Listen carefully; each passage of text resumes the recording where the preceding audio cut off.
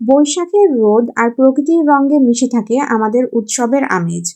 বৈশাখী সাজ মানে কি শুধু লাল সাদা, নাকি এর পিছনে লুকিয়ে আছে কোনো গভীর আভিজাত্য?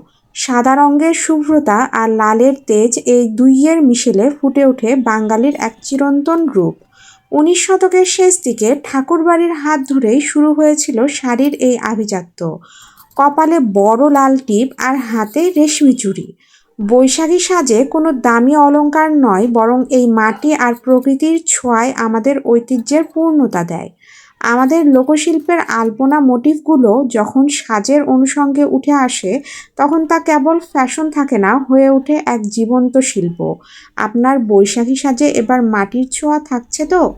সিরিজের শেষ পর্বে আমরা দেখব উৎসবের দিনে ত্বকের বিশেষ যত্ন। সে পর্যন্ত আমার সাথে থাকুন। আগামী পর্বে আবার দেখা হচ্ছে। আল্লাহ হাফিজ।